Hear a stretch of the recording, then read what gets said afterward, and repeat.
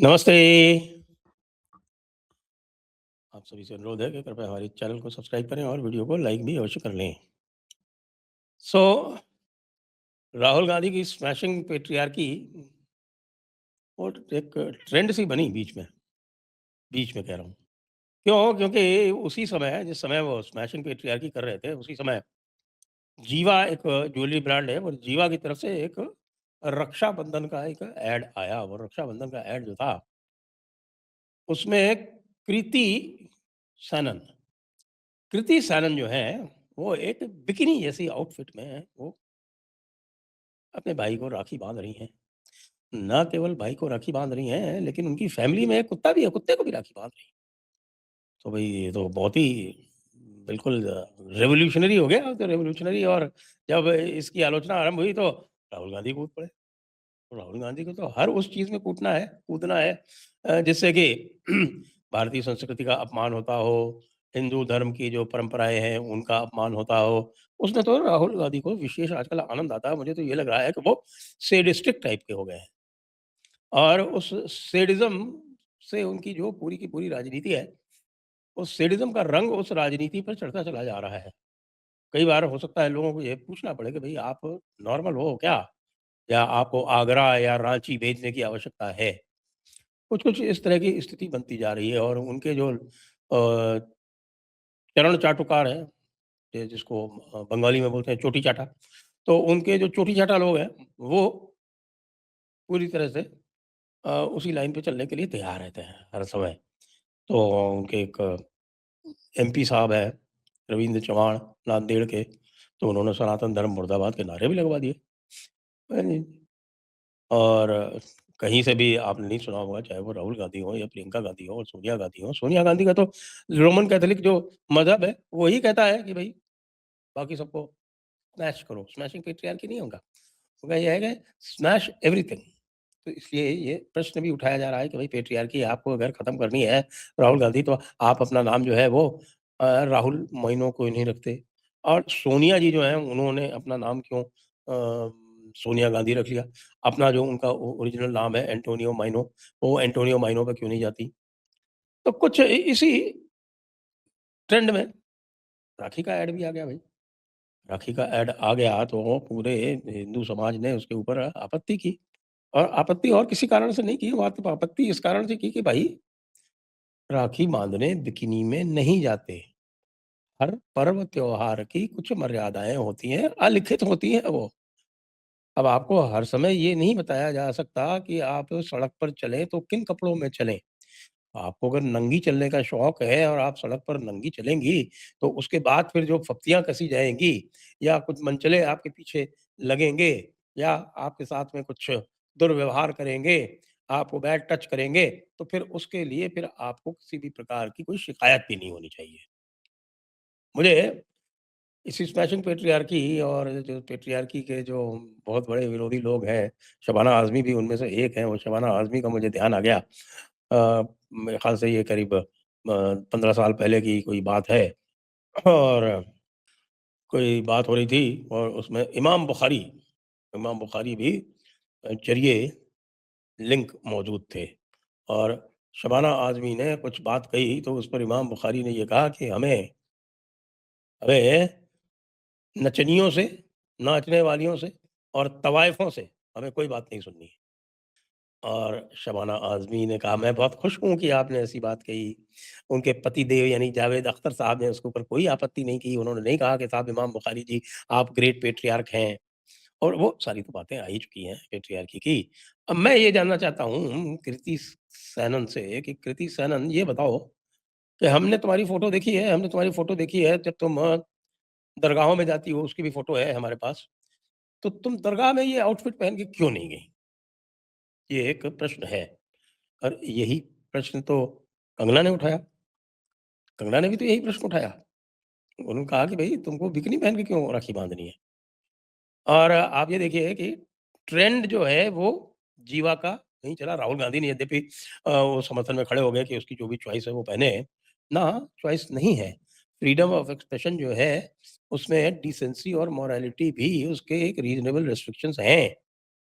और भारतीय पर्व जो हैं वो उनके वो जो है वो पुण्यता से परिपूर्ण होते हैं, सेक्रेडनेस जिसको बोलते हैं, पवित्र होते हैं वो।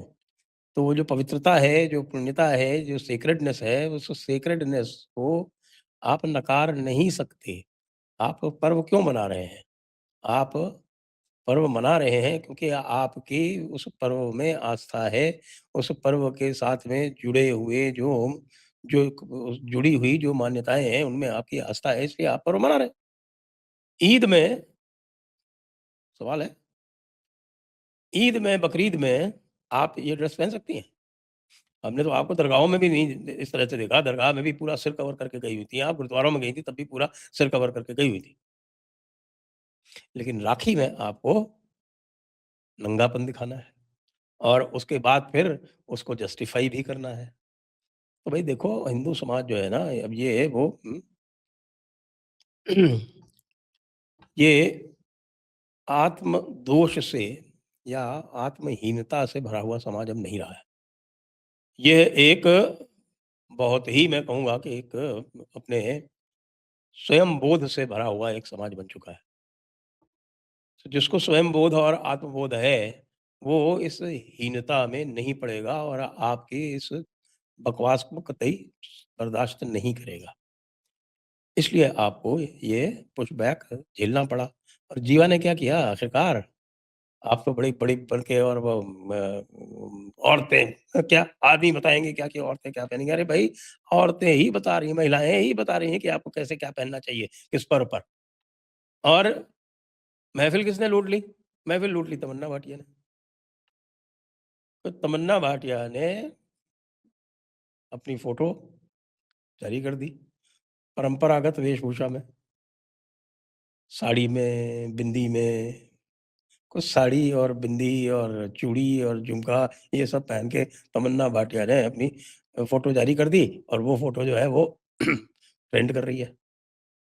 इसी से कृति सेनन कुछ सीख जाती है भई, आपने तो एक रोल भी किया था, आपने तो माता सीता का रोल किया था।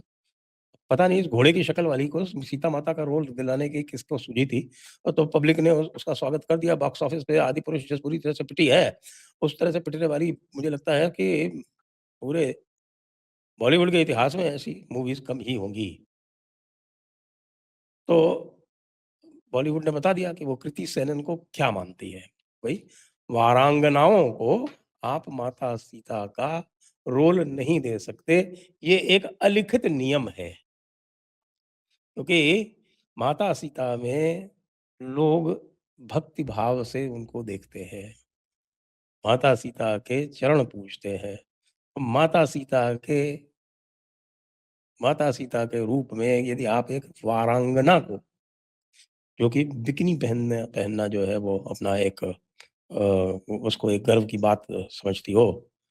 ऐसे को यदि आप माता सीता का रोल देंगे तो माता सीता के रोल के साथ वो क्या ही न्याय करेगी और क्या ही लोग उसमें माता सीता की छवि देखेंगे और क्यों ही फिर उसको देखने जाएँगे। तो कृति सेनन ने जो कुछ किया सो किया, राहुल गांधी ने जो कुछ किया सो किया, जीवा ने ज़रूर ट्रेंड पकड़ ली। जीवा की समझ में आ गया कि भई ये तो हमारा तनिष्क मोमेंट हो गया।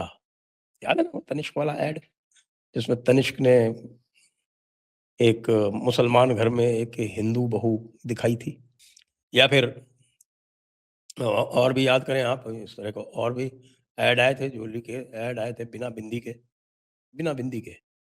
लोगों ने कहा नो बिंदी नो बिज़नेस और वो हमारे शेफ़ाली वैद्या जी ने जो नो बिंदी नो बिज़नेस चलाया था, ऐसा ट्रेंड चला कि सारे लोग जो है अपनी तड़ी-पड़ी भूल गए और सब बिंदी लगा के आगे सामने, सारे ऐड वाले। एक तो ये जो पूरा का पूरा एडवर्टाइज़िंग बिज़नेस है, मुझे लगता है इनको सबको एक इनका जो ब्रेन वॉश हो रखा है, उसमें ब्रेन वॉश को जो पूरा का पूरा जो सिस्टम वॉश हो गया है, उस सिस्टम को वापस से इन्फ्यूज़ करने की आवश्यकता है। वो जो केमिकल्स हैं, जो व्यक्ति को नॉर्मल बनाते हैं, वो केमिकल इन एडवर्टाइज़िंग इंडस्ट्री वाले जो क्रिएटिव वाले लोग हैं, उनको इंजेक्ट करने पड़ेंगे, इंजेक्ट करने पड़ेंगे। ये भी यदि हमारा एक बर्डन आएगा, हमारे ऊपर ही ये यदि दायित्व आएगा, तो वो भी करेंगे। क्योंकि एडवर्टाइज़िंग इंडस्ट्री, कम्युनिकेशन इंडस्ट्री ये जो है अपने आप को वोक समझने में और जो लोग सहिष्णु हैं उनका उपहास करने में ये अपने आप को बड़ा गौरवान्वित समझते हैं। लेकिन भाई ऐसा नहीं है आजकल। अभिजीत दीपके की भी पिटाई हो जाती है और सौरव दास की भी हो जाती है और आशुतोष रांका की भी हो जाती है। समाज, समाज के हिसाब से चलेगा। आपको यदि समाज का उपहास करना है तो अपने क्लोज़्ड क्लब में करें, बशर्ते करें। फ्रीडम ऑफ एक्सप्रेशन है, पब्लिक में नहीं कर सकते। पब्लिक में मोरालिटी और डिसेंसी जो है वो फ्रीडम ऑफ एक्सप्रेशन की शर्तें हैं, बिल्कुल शर्तें हैं ये।